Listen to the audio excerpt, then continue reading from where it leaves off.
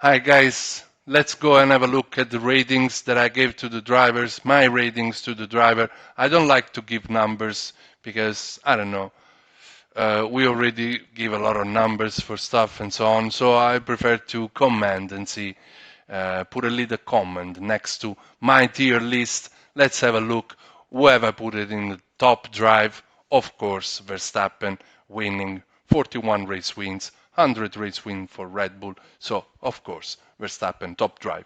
Not as dominant, not in a league of his own like I did last time in Barcelona, because this time out the gap are very close between him and P2. Fernando Alonso 9 seconds behind, and Hamilton third on at the checker flag on the podium with 14 seconds behind. So closer gaps, great drive from the three of them.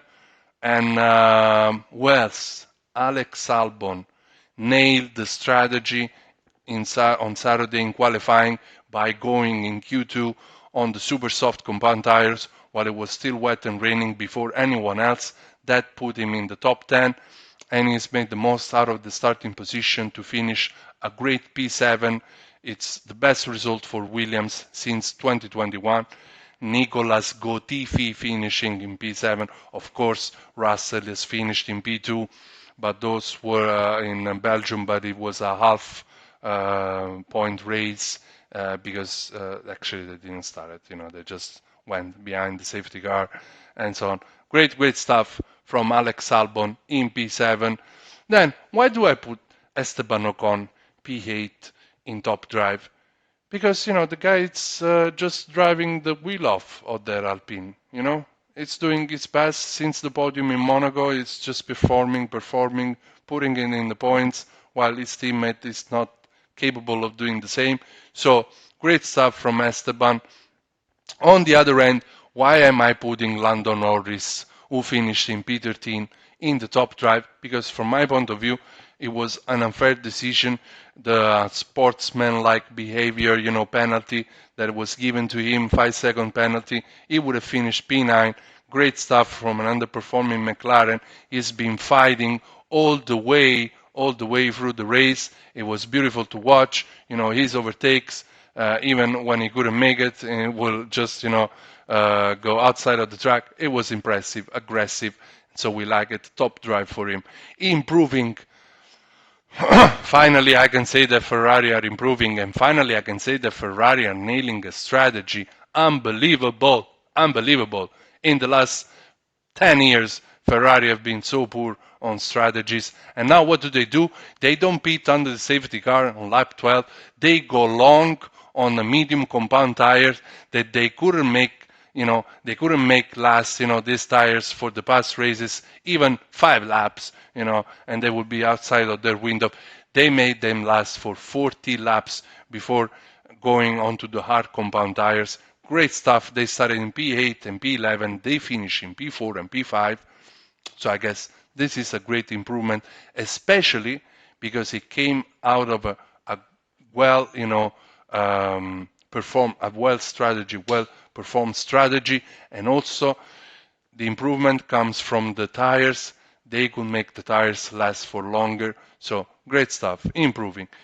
Valtteri Bottas, P10.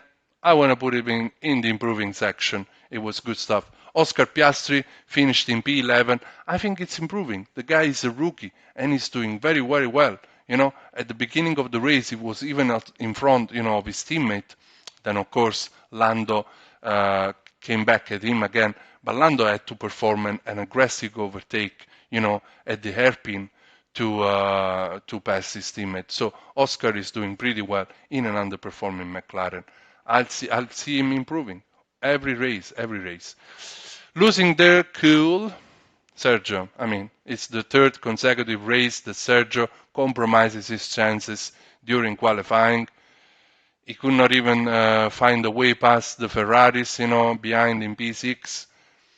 So it's a little consolation, the fastest lap at the end. And to be honest, I think it's just it was just so the Red Bull decided, since he had a free pit, at the end. They said, you know what, let's take this point off from Hamilton and Mercedes and let's just keep it at home, to increase their tally in the team standings. But it's little consolation for Perez, who was just ages behind from Verstappen in the championship standings, and he has the pressure on coming from Fernando and Lewis, who are sitting in P3 and P4, just very few points behind them. So losing their cool.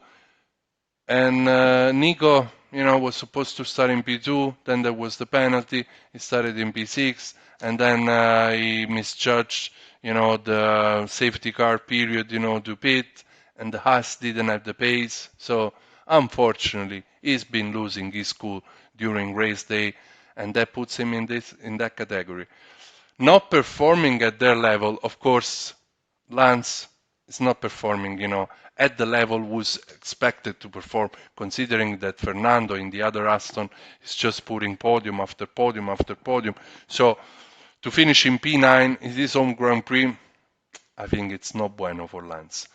Kevin, same thing, not performing at his best. He was beaten by his teammate and he really has failed to impress, and I have high consideration of Kevin, so I'm sorry, to put it in this category, but that's where he is at the moment. Same thing for Gasly, who's been beaten by Esteban in the last few races, and is just not performing at his best. He can do a lot better, Pierre.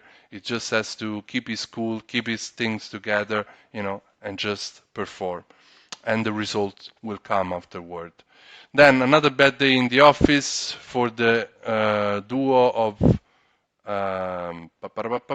Yuki Tsunoda, the very funny Yuki Tsunoda, and Guan Yu Zhou. Just another bad day, nothing in particular, not much to say, and a race to forget, I guess, for sure, for George Russell, was failed to finish the race while his teammate finished on the podium and with a Mercedes that is capable of being constantly on the podium since Barcelona last time out they had a double podium. So of course George should have finished at least P4 in this race, but he has made an error. He crashed into the wall, he's damaged the car, then he could manage to continue thanks to a great, manufacturer ship, from Mercedes, they built a strong car, so he managed to go back to the pits, change the tires and go. But then he had problems with the brakes towards the end of the race, so he had to retire the car. Logan Sargent, lonely DNF very early in the beginning of the race, so he was last already. And Nick De Vries, is just failing to impress and doing well. He's always behind Yuki, so Nick, it's a very, it's a very nice guy when you hear him at the press conference, at the pen with the media after and before the race qualifying. He's always a good fellow, to speak to, and but he needs to he needs to find this way because he's not performing well, and I don't think Alpha Tauri are going to continue with him next year if he stays at the bottom of the standings like that, and if he fails to score any points between now and the end of the season. So this is it. This is my directory list. If you agree, say something. If you disagree, comment, please. Let me know what you think of my ratings for the drivers for the Canada Grand Prix in Montreal 2023. If you like this content, drop a like, subscribe, put a comment, all that stuff. Thank you so much, and I'll see you on to the next one.